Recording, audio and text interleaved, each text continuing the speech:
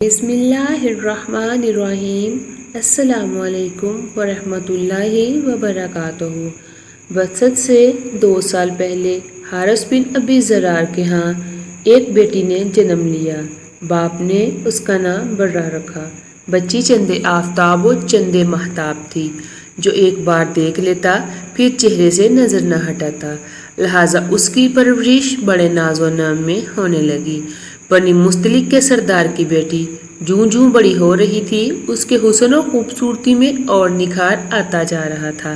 باپ بھی اس کی ہر خواہش کو مقدم رکھتا تھا اور جو کہتی تھی اسے پورا کرتا تھا۔ وقت بڑی تیزی سے برہ کو بلوغت کی سرحدوں کے قریب لے جا رہا تھا، اور پھر ایک دن بلوغت کی سرحد پر پہنچ گئی تو اس کے بیاہ کی فکر دامنگیر ہو گئی۔ برہ اس قابل ہو گئی ہے کہ اس کی شادی کر دی جائے۔ بیوی نے ایک دن بات چھیڑی۔ مجھے احساس ہے میاں بیوی بیٹھے یہ باتیں کر رہے تھے کہ اسی اثناء میں صفوان آ گیا، جو کہ ان کے قبیلے کا ہی مشہور شخص تھا۔ کیا باتیں ہو رہی تھیں؟ اس نے بیٹھتے ہی پوچھا۔ برہ کی شادی کے بارے میں سوچ رہے تھے۔ حارث بن ابی زرار نے کہا، اس میں سوچنے کی کیا بات ہے، میں اپنے لڑکے مصافہ کے لیے آیا ہوں۔ صفوان نے کہا تو دونوں میاں بیوی ایک دوسرے کی طرف دیکھ کر مسکرائے، جیسے انہوں نے صفوان کی اس تجویز کو پسند کیا ہو، اور پھر رشتہ طے ہو گیا اور جلد ہی مصافہ اور برہ کی آپس میں شادی ہو گئی۔ مصافہ اور برہ بڑی خوشگوار زندگی بسر کر رہے تھے۔ ایک دن برہ اپنی خوابگاہ میں آرام کر رہی تھی۔ چاند آسمان کے پہنائیوں میں محو خرام تھا، ہر سو خاموشی محیط تھی۔ عالم خواب میں کیا دیکھتی ہے کہ یثرب کی طرف سے چاند چلتا آ رہا ہے، یہاں تک کہ وہ میری آغوش میں اتر آیا ہے۔ خواب دیکھنے کے بعد فوراً آنکھ کھل گئی اور اس پر غور کرنے لگی، اس کی کیا تدبیر ہو سکتی ہے۔ آپ سوچنے لگی اور پھر ان کے کانوں میں قبیلے کے کئی لوگوں کی آوازیں گونجنے لگیں۔ محمد بن عبداللہ صلی اللہ علیہ وآلہ وسلم کا دین روز افزوں پھیلتا جا رہا ہے۔ جو ایک بار حلقہ اسلام میں داخل ہوتا ہے پھر اس پر مر مٹتا ہے۔ حضور صلی اللہ علیہ وآلہ وسلم کے غلاموں اور عاشقوں کی مثال دنیا دیا۔ حارث بن ابی زرار اور مصافہ اسلام کے سخت مخالف تھے۔ ان کو اسلام کا پھیلنا ایک آنکھ نہ بھاتا تھا، لہٰذا حارث بن ابی زرار نے مدینہ پر یلغار کی نیت سے تیاریاں شروع کر دی۔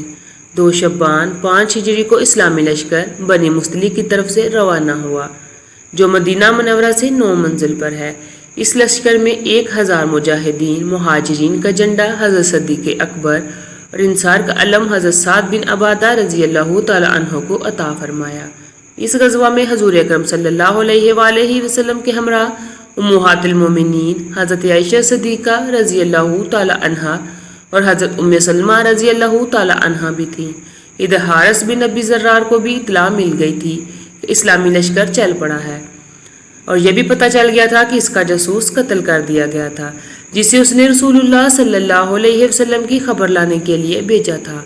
جو لوگ اسلام دشمنی سے مغلوب ہو کر حارث بن ابی زرار کے پاس جمع ہوئے تھے، انہوں نے جب دیکھا کہ مسلمان ان کے سر پر پہنچ گئے ہیں تو انہوں نے راہ فرار اختیار کی۔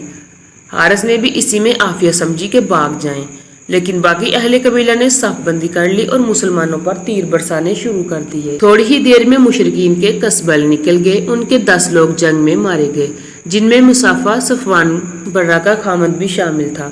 مسلمانوں سے صرف ایک صحابہ حضرت ہشام بن صباحہ رضی اللہ تعالی عنہ شہادت پر فائز ہوئے۔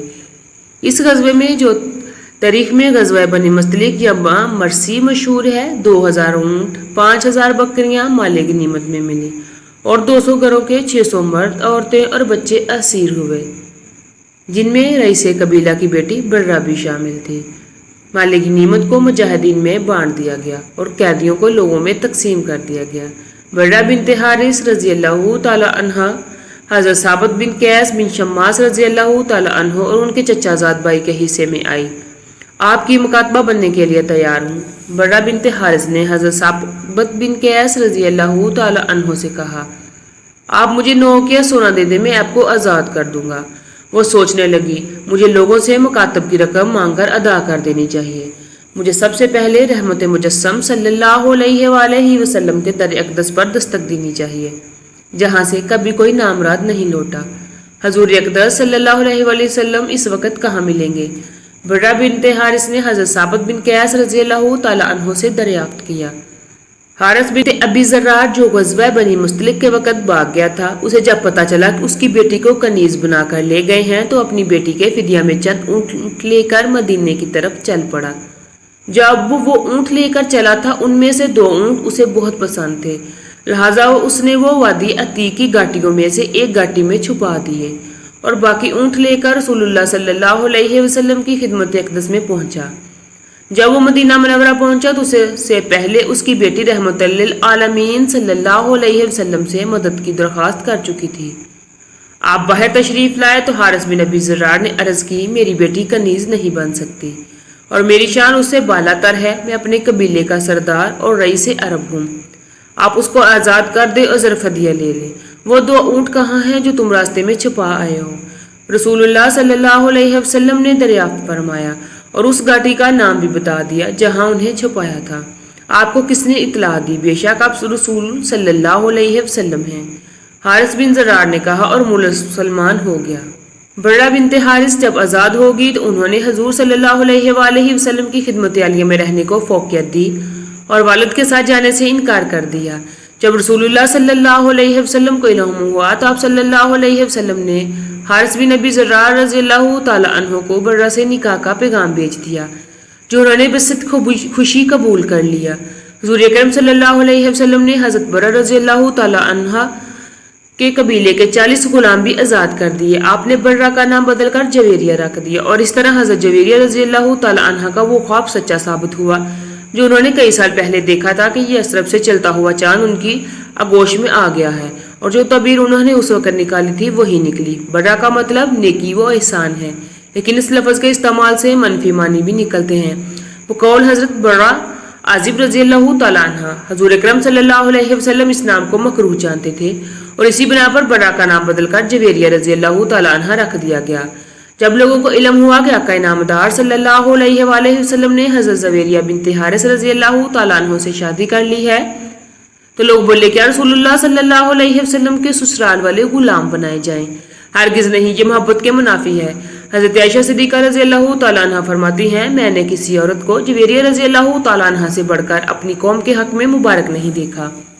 ان کے سبب قوم مستلق کے تمام امیر گرانے آزاد کر دیے گئے۔ امیر المومنین حضرت جویریہ بنت حارث رضی اللہ تعالیٰ عنہ کے تمام بہن بھائی اور والد دولت اسلام سے مالا مال ہو گئے۔ حضرت جویریہ رضی اللہ تعالیٰ عنہ کے لیے مسجد نبوی کے قریب ہی امہات المومنین کے دوسرے حجرات سے متصل ایک حجرہ تعمیر کروایا گیا تھا۔ بقول ابن سعد اس کے دیواریں کچی اینٹوں کی اور چھت کھجوروں کی شاخوں سے بنائی گئی تھی جسے گارے سے لیپ دیا گیا تھا۔ دروازے پر اونی ٹاٹ کا پردہ تھا، اس کا طول 3 ہاتھ اور عرض 1 ہاتھ تھا۔ ایک دن رحمت للعالمین صلی اللہ علیہ وسلم وہاں موجود تھے تو حضرت جویریہ رضی اللہ تعالیٰ عنہ نے عرض کی، یا رسول اللہ صلی اللہ علیہ وآلہ وسلم، آپ کی دوسری عورتیں مجھ پر فخر کرتی ہیں۔ کیا جب انہوں نے بتایا تو آپ صلی اللہ علیہ وسلم نے فرمایا، کیا میں نے تمہارے مہر میں بڑی رقم ادا نہیں کی؟ کیا میں نے تمہاری قوم کے 40 غلام آزاد نہیں کیے؟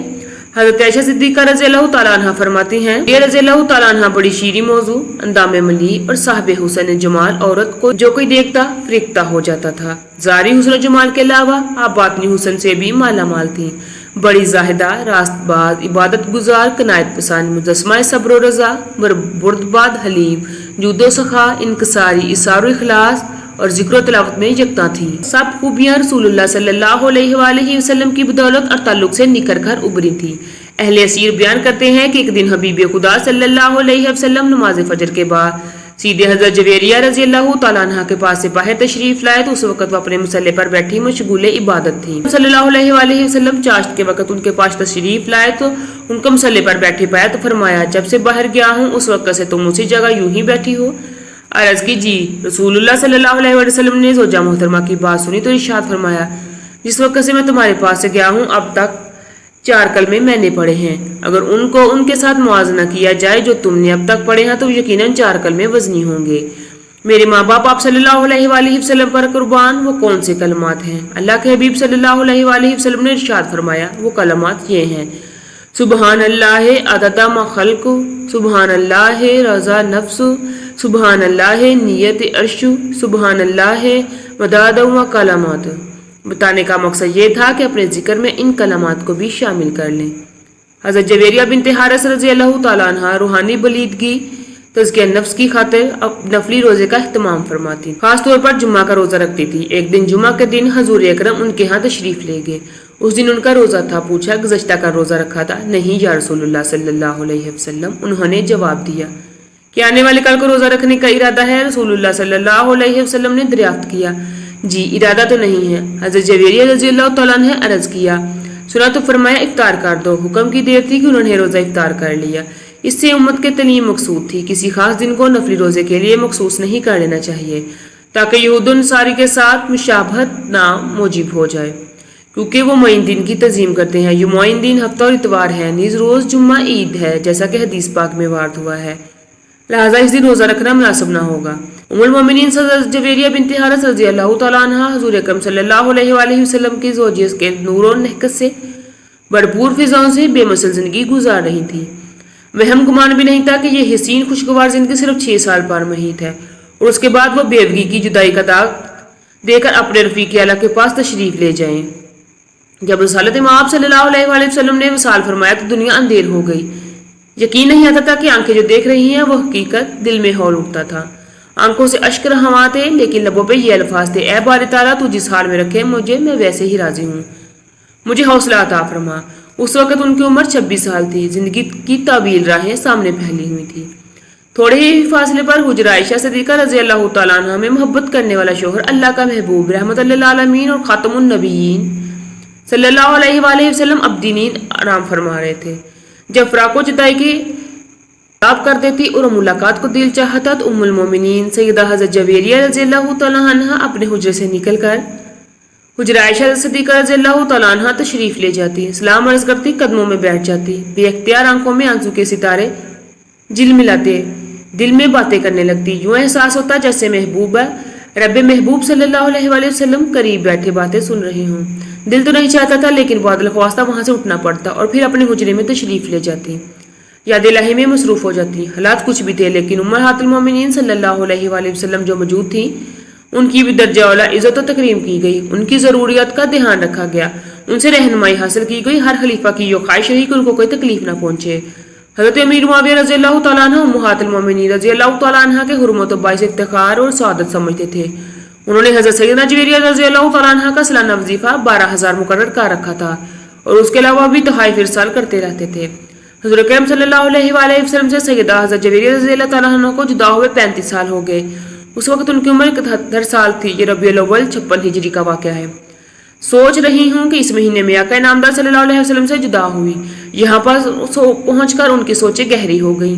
محبت اور اتباع کی یہ بھی تو صورت ہے کہ اس مہینے بلاوا آ جائے اور پھر وہ بلاوا آیا تو جدائی کے بعد اب اصل کا وقت آ گیا تھا۔ آپ رضی اللہ تعالیٰ عنہ پہلے سے تیار تھیں اور پھر روح کفس انصری سے پرواز کر گئی۔ ان دنوں حضرت امیر معاویہ رضی اللہ تعالیٰ عنہ کی طرف سے مدینہ منورہ میں مروان بن حاکم تھا۔ انہوں نے ام المومنین سیدہ حضرت جویریہ بنت حارث رضی اللہ تعالیٰ عنہ کی نماز جنازہ پڑھائی اور جنت البقیع میں دفن ہو گئیں۔ اللہ پاک ہمیں نیکوکاروں میں شامل فرمائے اور ہمارا خاتمہ بالخیر فرمائے، آمین۔